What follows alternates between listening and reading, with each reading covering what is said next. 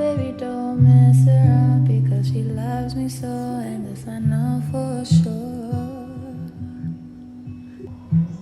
But does she really wanna back instead of see me walking out the door? Don't try. Hi everyone, my name is Tiphène, Louange, Makda, UTUJE, and this is my very first video. So thank you for clicking on this video.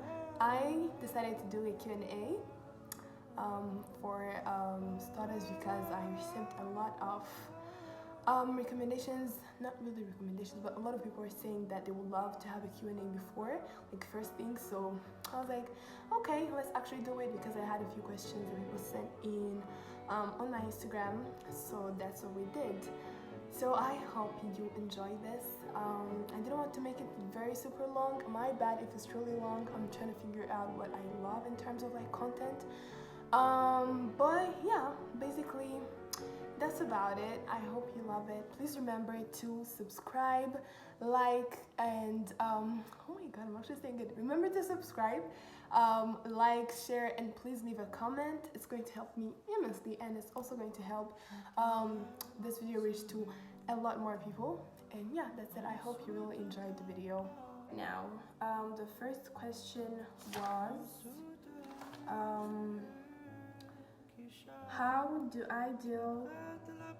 have I ever had depression, and how did I deal with it to be here right now? Have I ever had depression? Probably yes. My answer will be yes. I think there's like so many people in our generation go through that. Well, I don't want to sound, I'm sounding very, I feel like that's very cliche, but like it's true, like a lot of people in our generation are struggling with depression, and so I've struggled with it before, and genuinely what got me through it is probably the people who were around me. I have to say I was very well surrounded, like I was surrounded with love, and at the time I used to be like, I didn't really accord it, like I didn't give it a lot of importance. Like I was like, to me it's how it's supposed to be, until I graduated, because then that was in high school, until I graduated and I realized that there's so many people who go through tough things, depression and all that, and they're just like they're not really surrounded with love and like the same support I was surrounded with, and I took it for granted. But yeah, the first thing is to be really well surrounded and like have people pray over you, like because me, I'm speaking for myself. When I was going through that, I genuinely didn't feel like prayer was going to help. Like I would pray, right, but I wouldn't have anything to say to God, right? So having people who are actually going to pray with you and for you is a game changer. But we're starting off with like tough questions, like why? Anyway, what do I think about losing touch with old friends? Like before, right? Before, if you had asked me this question, I would have been like, oh my god, it's devastating, it's, all of those things. But like now that, it's not even that now I'm older. Now that I have experienced that, I have realized that it's low-key inevitable. I'm not going to lie. Like, avoiding to lose touch with some friends, it's nearly like, in French will be like, if you essaie d'éviter l'inévitable. Like at one point it's definitely going to happen. The problem is, I guess the problem really is how you're going to deal with that, because and it also depends on like how you look at it. For me, it's not, oh my god, I lost touch with this friend, like we're never going to talk again. It's like, well, until we meet again, because I have had friends whom we lose touch for like a year, 2 to 3 years, but whenever like we met again, we would still have a beautiful friendship. And even if it wouldn't be like where we left off, like how it was before, building a whole other new like friendship with someone that you knew is still beautiful. For me, I still find it beautiful. I have experienced that a lot of times, simply because I think I'm not the type of person who is going to force friendships, or who is going to like make you feel guilty for not being there 24/7. If we're growing apart and I can do something to stop it, then I'll stop it. But if it's inevitable, if it's like it just has to happen, then it has to happen. I'll still wish you well, and then you come back, oh my god, the friendship is still going to be giving, you know. So yeah, I guess it's truly about how you look at it. Saying like most like it doesn't have to necessarily be negative. Sometimes I actually think it could be a good thing. You both go your ways, you learn new things, meet new people, you know, you have so much more value to add into each other's lives, right? So yeah, that's yeah. Anyway, the other question is, what are my hobbies? What are my hobbies? But when I was in high school, right, and people would ask this question, I was like, what are my hobbies? Because frankly, the thing was, most people had the same hobbies, right? So it's going to be listening to music, watching movies. A few of them will be, okay, I love reading books, playing this game or that game, you know. And I was like, did I love listening to music? Yeah, a bit, but it was not that deep. Sincerely, it was not that deep, right? And I was just starting to get into books, so I most definitely feel like, where do I fall in this category? But yeah, basically my hobbies are going to be, I now love listening to music. I love like discovering new artists, new songs. I love it, like hearing new stories, because for me listening to music, it's not just about, I don't know, it's not just about the beat. I am so into beautiful like lyrics that are actually telling a story. And oh my god, I love it when I listen to this song, right, and you realize that, for example, an artist has lyrics that, you know, there's like a twisted line that you're not going to get it until you think about it. Like, I will listen to that song every other day, and I will be telling the person next to me, oh my god, do you know what actually that means? So it makes me feel smart. But yeah, I love listening to music, I love reading books. Okay, that's something we're gonna have to talk about another time. But yeah, I love reading books. I love having, you know, the chance to add, even if it's going to be fiction, I still love being able to read new books. And you know, I don't know, I just think there's like such a whole other world, and I'm saying this in the most simplistic way possible, but there's a whole other world outside, you know, like when you start reading, you know. So I love reading, I love watching movies. I love watching movies and like true crime. I literally any day. And what else do I love to do? I think yeah, that's about it. I know this is like probably a very unpopular opinion, but sometimes I love to clean. Not like it's a hobby or something, but I genuinely enjoy cleaning some days. Like if it's a space that I genuinely care about, I'm gonna be enjoying it to the maximum. But yeah, it's not that much, so. What else? Who is my favorite author? This is a very tough question. Simply because I think people are under the impression that I read more books than I actually read. And I sincerely don't know how I feel about that. Like, I have a weird feeling about that, you know? Like, do I read? Yes. But is it as deep people think? Like, I don't read, I'm a slow reader, right? I don't read 15 books in 2 weeks. Or in a month, right? I genuinely don't. I am a slow reader compared to some other readers that I know. But what do I love to read? I love Daniel Steele, simply because I think he does really good in his genre. Is it genre? I don't know how they say it in English. But basically, genre, he just really does it really well. She knows what she's doing. Did I just call her? I'm so sorry. Anyway, she does it really well. Like she writes romance, but it's not going to be.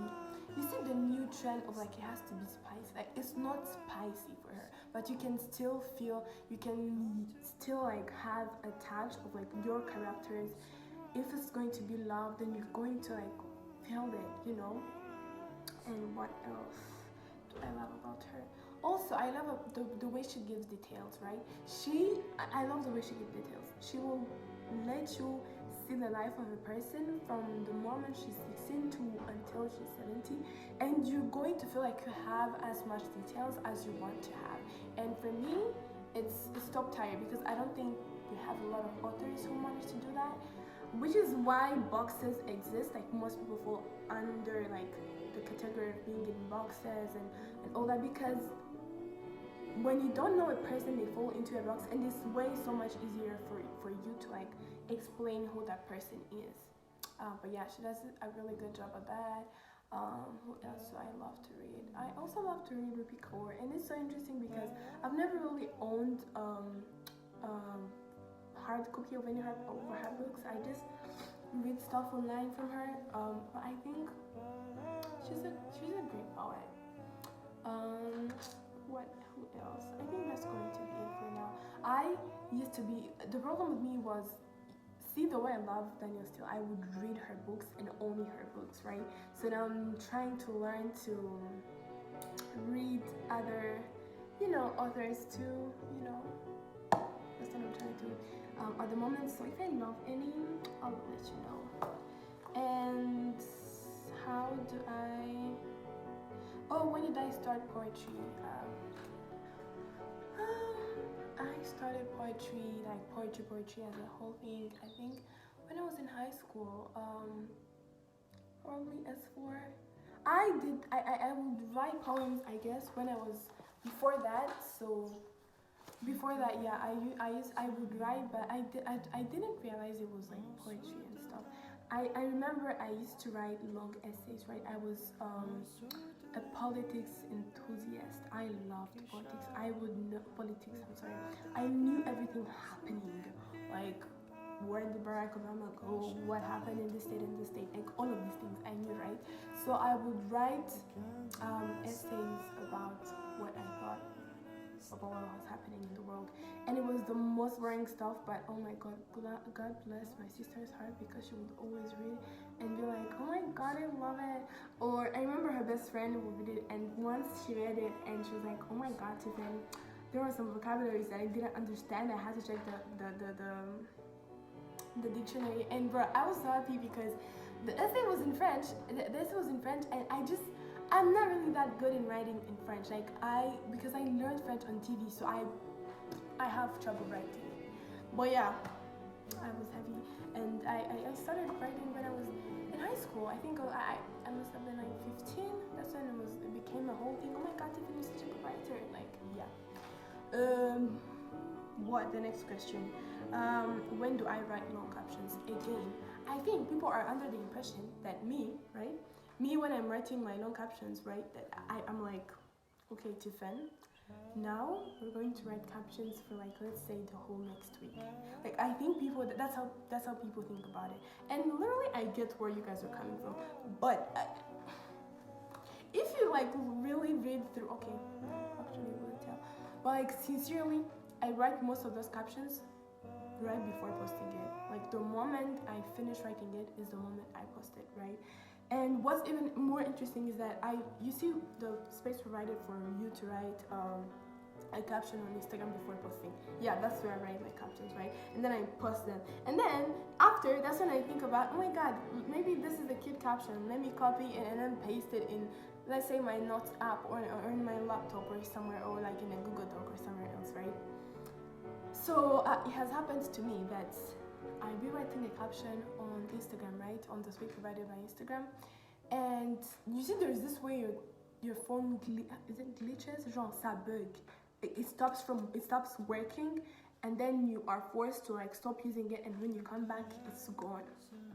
Bro, I would go under, I would be so mad. I would be like, oh my god, I'm not even going to post today, like let's do it another day. Because again, what happens is, most of those times what I'm writing is truly what I'm feeling at the moment. I'm not memorizing much of it, right? So which makes it hard for me to write the same exact thing if I should restart. But yeah, basically I write my captions right before I post my content, because I don't know, I think that's what makes it raw and real, because it's you're going, if you read my captions, you're going to see the thought process, like what I was thinking about. I don't take the time to like edit it and edit it and edit it, because first of all, I don't think Instagram really is playing in favor of people who have long captions right now.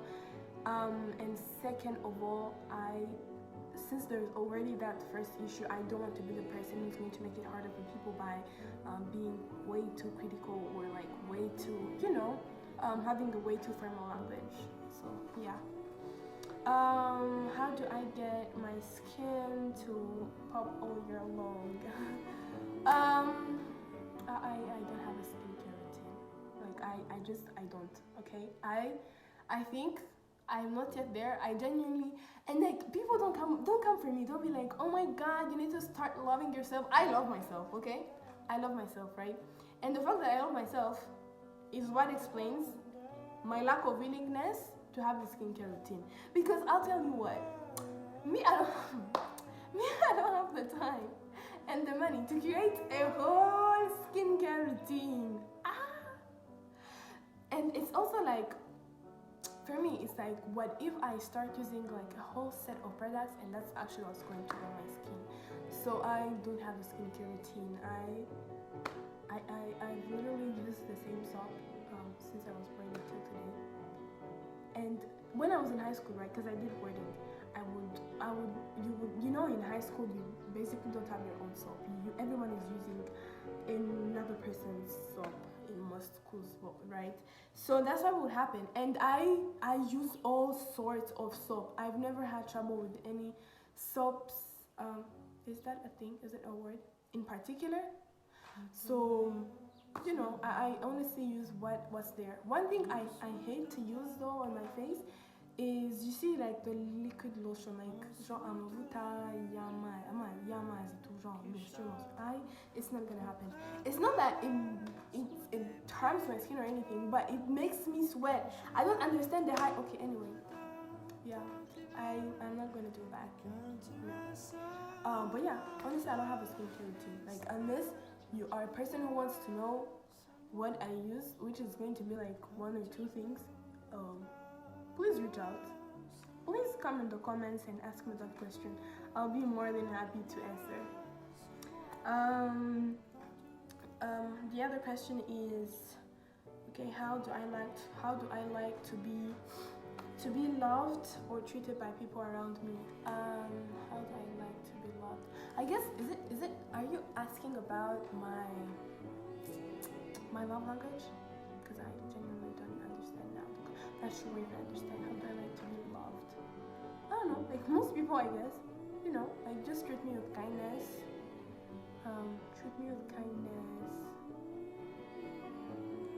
Me, I'm not very big on, oh my god, I need gifts, but like, yeah, gifts once in a while.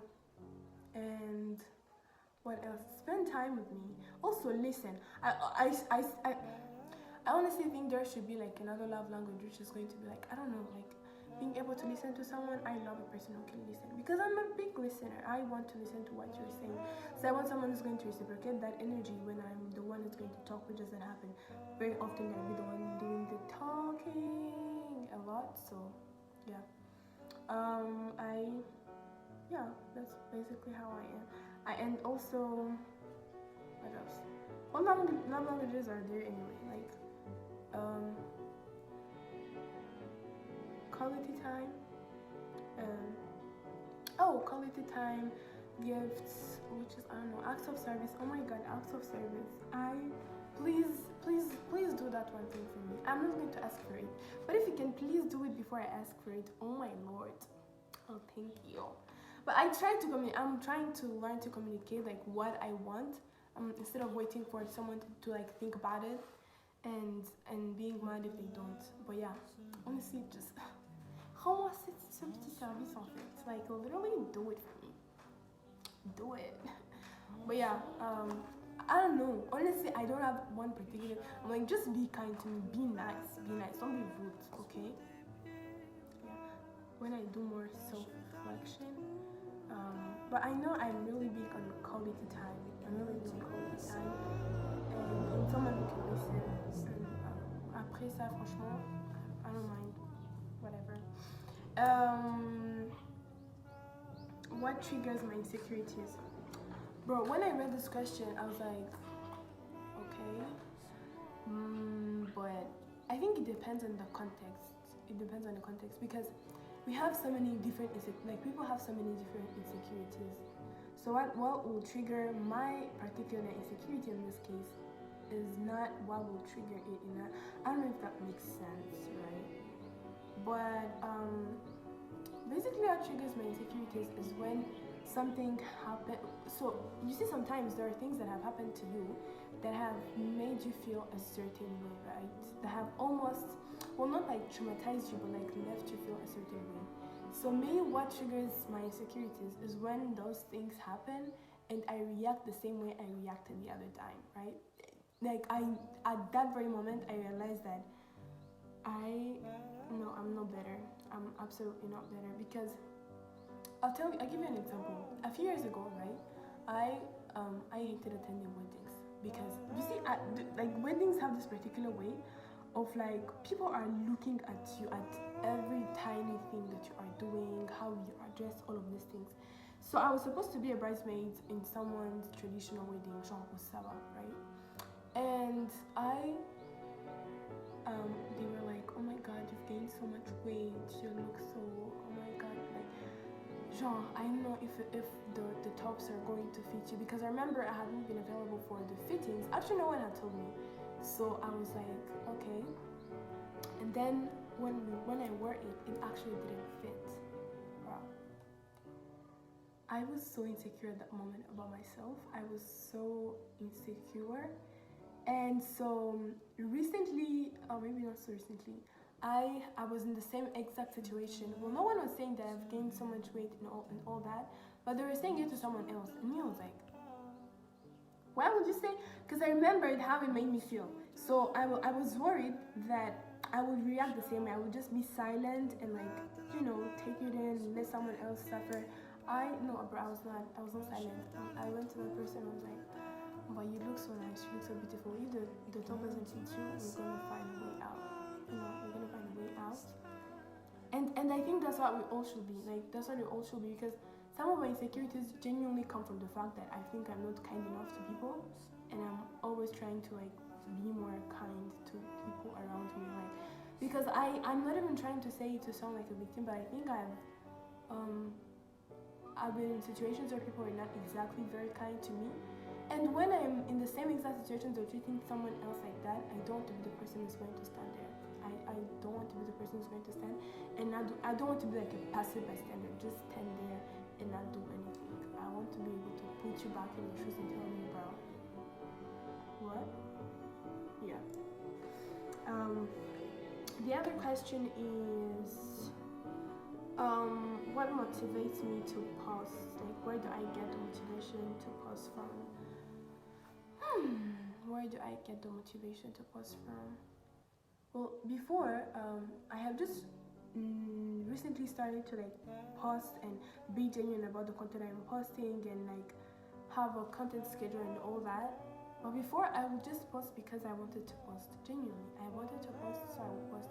And some days I would post because there is something I want to say, and like my captions are the only way out, But recently, I just realized that, and even genuinely, the motivation to start a YouTube channel, I just think that, and this might be an unpopular opinion, but I think that we don't have enough people showing the authentic branding experience, like of a normal average person. And while I may have, like, we all have different lifestyles and all that, I would watch YouTube and genuinely not find anything I related to from Randa. Like, I just would not. So until recently, there's this new YouTuber that I started following. She's South African, right? And what she posts is so raw, so human, so very, like, this is just my life, like, this is the life I am living, and I wanted to be able to offer that to people so they can have an authentic branding experience. I love that we have YouTubers who are able to show you the beautiful part of Rwanda, like to go to exquisite hotels and all of this. I love that for us. But is it what the average Rwandan person is living? Not really. And I blame that, right? I blame that fact for the lack of I don't know. I just don't think we have enough enough Rwandan content creators who are getting paid for the hard work they're doing, or who are being taken seriously. So I wanted to be able to do that, to be able to show the authentic Rwandan experience, and I would say so much about that particular topic because it's genuinely what has brought me here in terms of like content creating and all that.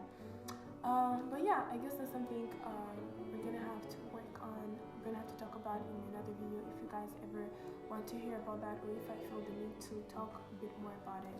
Next question is, who is my role model? Who's my role model? Like again, I'm sorry, but yeah, excuse me. If it had been honestly 3-4 years ago, I would have been so quick to give you the answer. But the truth really is, at this moment, I don't have a person who, okay, I have those people who I look up to in certain things, but I think it's so unfair towards those role models and towards ourselves to have these particular people whom you look up to for everything. Like, it's just not how it works, So if you're talking content creating, I have this one person I'm looking up to. I love what they're doing. If you're talking career, outside content creating, I know this person I'm looking up to. I get advice from, all of these things, right? If you're talking about relationships with other people, I have those particular people. But and what's surprising is that most of the times I'm not even going to look far from for those people, right? It's going to be people that are in my circle that I know. In terms of content creating, I love a content creator named Babiki. I think it's so raw, and she has such a beautiful way of like portraying her life, of like presenting her content while staying true to herself. So yeah, I guess that's it.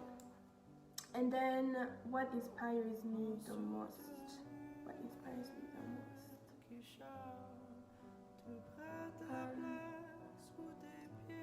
There's something I've been thinking about for the past few days, and it basically says that perseverance, right, is an act of faith. I don't know if you understand, but basically it's basically like saying that the fact that you are persevering, that you are not giving up, that you are waking up despite the fact that it was not really good the other day, right, is an act of faith. It's basically like you showing that, like you saying that I know there's going to be better days. Like, you're not saying it actively, but your actions, the fact that you are not giving up, is an act of faith. So what inspires me the most is like the perspective, the dream, basically, the dream that tomorrow might be better. For me, that's the biggest inspiration. Like, I have a promise. For those of you who are religious, like, I have a promise that tomorrow is going to be better. Like, I was genuinely not made to suffer. None of us was made to suffer, which is why every other day when you are struggling, you have to remember, I was not made to suffer. So if I'm suffering today, it has to be really good tomorrow. And like, firmly believe it and assert it, because, bruh. Anyway, the next question is, where did I do my primary school? In my high school. Okay, so I did my primary school in the south. I'm not a Kigali girly. Unfortunately, I'm not a Kigali girly. I was born in the south in Butare, so that's where I did my primary school. At a school called, I did my primary school at Ichibondo. Yeah, bro, like, that name is actually cute. Like, I used to hate it when I was there. But that name is actually cute because Ichibondo is like Ichibondo Omwana, bro. Well, wait, that's what it means, right? Because I think that's what it means. And that's cute, and that's where I did my primary school. And I also did my high school in the south as well. So yeah. How many siblings do I have? Oh yeah. So I am born in a huge family. I am born in a family of 5. I am the third. I'm the middle sibling. You can tell that we have. I honestly, I'm so happy that like the internet discovered the middle child and no, not discovered, like started to share about this child, like the sufferings of the middle child, because honestly it validated so many of my feelings, and if you want me to talk about like those sufferings a bit more, please, if you're a middle child, let me know in the comments and let's talk about it together. I'm just kidding. But yeah, I was born in a family of 5, two boys and 3 girls, and yeah, I'm the second daughter, second girl, yeah. So basically, that's it. Why did I? No, am I single? No, I'm not. Yeah. And what else did you guys ask? Oh, what am I currently doing? I think that's maybe something that you're going to see a bit more through my videos. But I am currently pursuing a degree a bachelor's degree in mass media and communications. Do I like it? Yeah, it's really nice. It's pretty nice. So I alternate that with a few jobs that I do for startups, mainly in running operations, in marketing, content creating, that kind of stuff. Yeah, and it's been pretty good so far. It's most of these things are really things that have come to me more than I've run after them, which gives me hope that those are things I'm supposed to be doing in life. So I'm not, je me plante pas en fait. Like I'm not totally, I'm not wrong to do what I'm doing right now. So yeah. And yeah, I think that's going to be it for the questions. That's all. I think I've answered all the questions. And now that I finished recording it, this is long, but this is really enjoyable. I was able to do some self-reflection. Yeah. So thank you guys for watching today's video. Make sure oh my god, I can't believe I'm saying it. Okay, make sure you subscribe and hit the like button, and please remember to comment. Let me know what you guys think. If you have any more questions, I'll be happy to answer them in the comments or on Instagram. Also remember to follow me on Instagram. Yeah, thank you guys for watching until here. Bye.